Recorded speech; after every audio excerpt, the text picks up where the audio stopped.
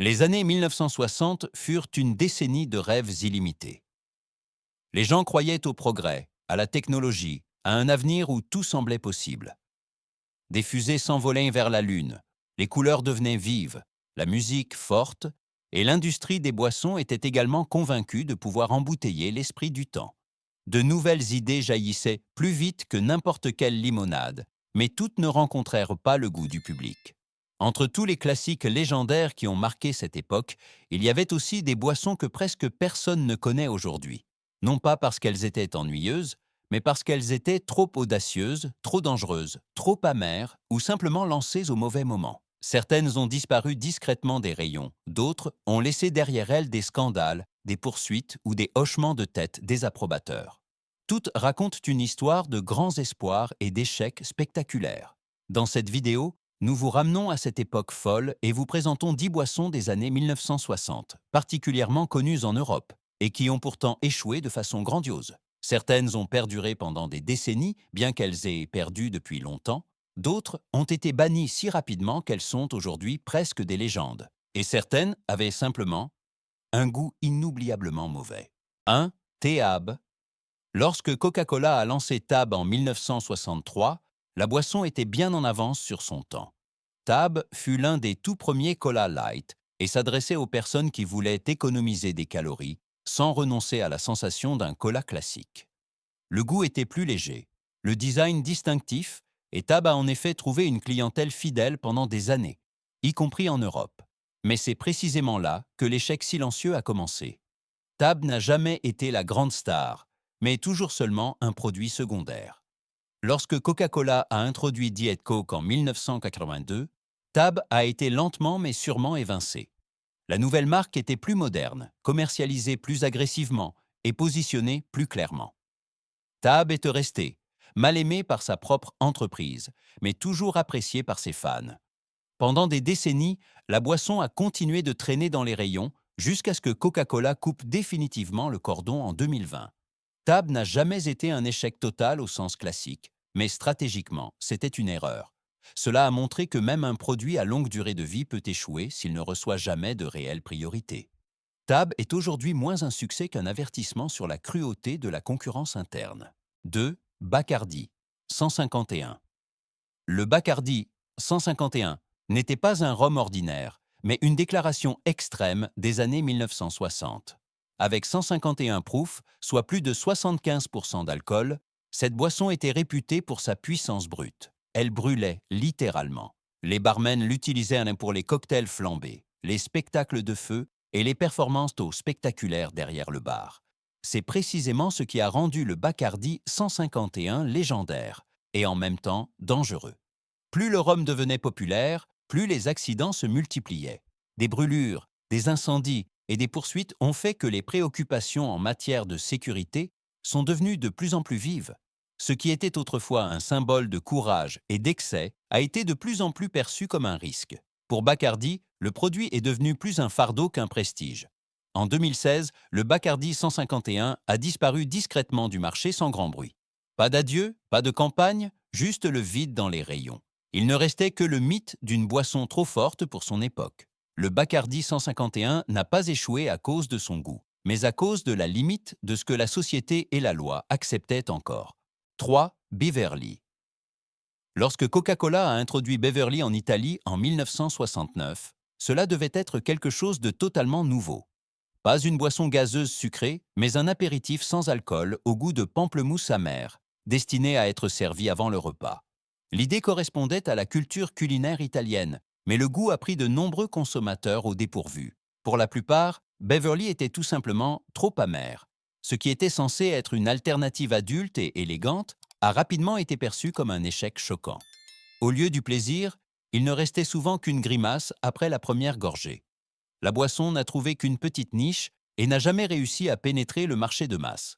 Coca-Cola a maintenu Beverly en vie étonnamment longtemps avant qu'il ne soit définitivement abandonné en 2009. Aujourd'hui, il n'existe presque plus que dans les souvenirs, les tests de goût curieux et comme un exemple avertisseur que le courage seul ne suffit pas. Beverly n'a pas échoué à cause de l'idée, mais à cause du palais des gens. 4. Vita Cola. Dans les années 1960, Vita Cola était plus qu'une simple boisson. En RDA, elle était considérée comme la réponse à Coca-Cola et Pepsi, avec un goût plus citronné et de la vitamine C ajoutée. Pour de nombreuses personnes à l'Est, elle faisait partie de la culture quotidienne, familière et omniprésente, un symbole de leur propre identité dans un monde divisé. Cependant, ce succès était lié à une époque et à un système. Après la chute du mur de Berlin, les marques occidentales ont inondé le marché avec des publicités massives et une image globale. Vita Cola a soudainement semblé démodée et a rapidement perdu de son importance. Les ventes se sont effondrées. La boisson a presque complètement disparu de la vie publique. Vita Cola n'a pas échoué en raison de sa qualité ou de son goût, mais en raison de l'histoire elle-même. Ce n'est que des années plus tard qu'elle est revenue comme produit nostalgique.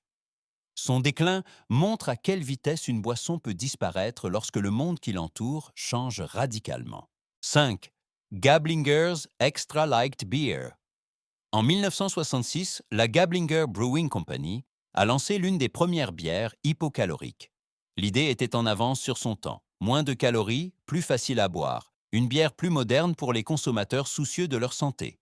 Techniquement, le concept fonctionnait, mais gustativement, il était peu convaincant. Dans les années 1960, les buveurs de bière voulaient avant tout une chose, un arôme corsé. Light était considéré comme faible, pas comme un avantage. Le public cible n'était tout simplement pas encore prêt, et la bière est restée dans les rayons. Après quelques années, la Gablinger's Extra Light a été retirée du marché. Plus tard, d'autres brasseries ont continué à utiliser cette technique, mais le nom Gablinger a disparu. La boisson n'a pas échoué à cause de l'idée, mais à cause du mauvais moment. C'était un produit pour un avenir qui n'avait pas encore commencé. 6. Meister Brau Light. À la fin des années 1960, Meister Brau a lancé une autre bière légère, la Meister Brau Light. Suivant l'exemple des premières bières diététiques, on espérait atteindre des acheteurs soucieux de leur santé. Mais la réalité fut décevante. Cette bière a également rencontré un marché qui n'était pas encore prêt. Le goût et l'image n'ont pas convaincu, les ventes sont restées faibles. En même temps, la brasserie a subi des pressions financières et sans revenus stables, elle n'avait pas les moyens de survivre. En 1972, l'entreprise a déclaré faillite et la Meister Brau Light a disparu du marché avec la marque. La boisson n'a pas échoué uniquement à cause de son concept, mais à cause de la combinaison d'un mauvais timing et d'une faiblesse économique. 7. Vip Vip a été introduit par Coca-Cola en 1961 comme une limonade claire au citron. L'objectif était de jouer un rôle sur le marché croissant des boissons au citron-lime et d'offrir une alternative légère et fraîche. Mais c'est précisément là que résidait le problème.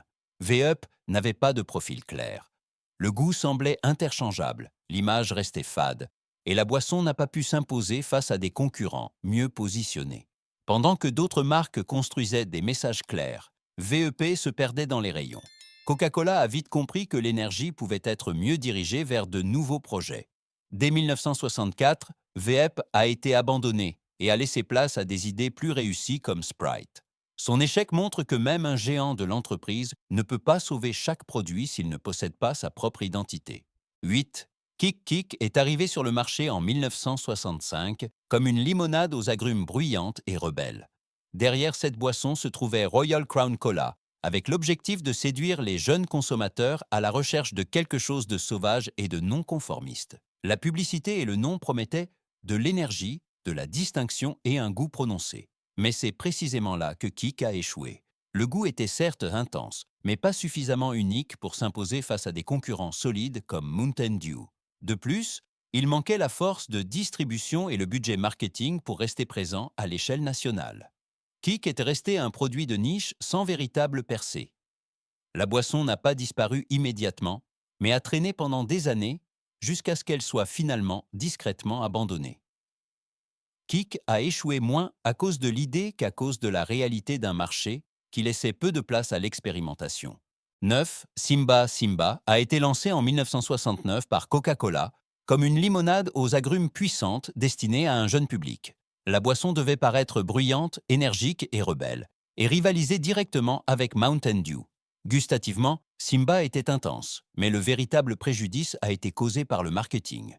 Une partie des campagnes publicitaires a été perçue comme inappropriée et irrespectueuse. Au lieu de susciter la curiosité, elles ont provoqué le rejet et la critique. L'attention était là, mais elle jouait contre le produit. Les chiffres de vente sont restés inférieurs aux attentes et une base de fans stable ne s'est jamais formée. Dès 1972, Coca-Cola a retiré Simba des rayons.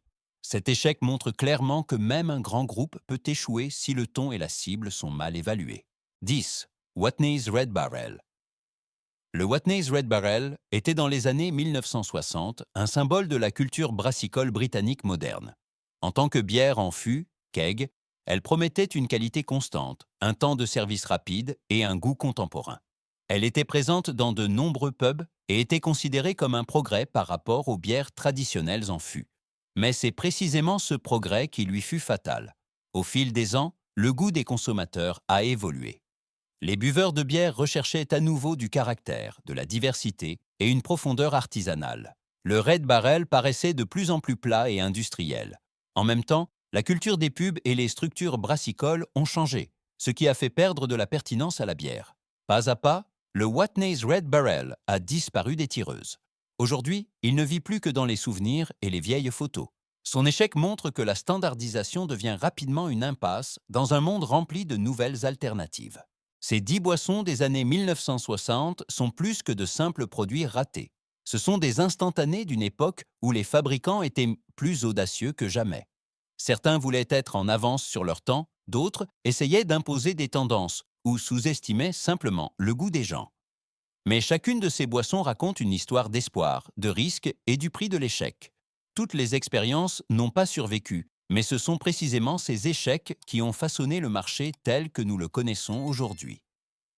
Sans eux, de nombreux succès actuels n'auraient peut-être jamais existé. Ce qui reste, c'est la nostalgie, la curiosité et la prise de conscience que même les grandes marques peuvent se tromper.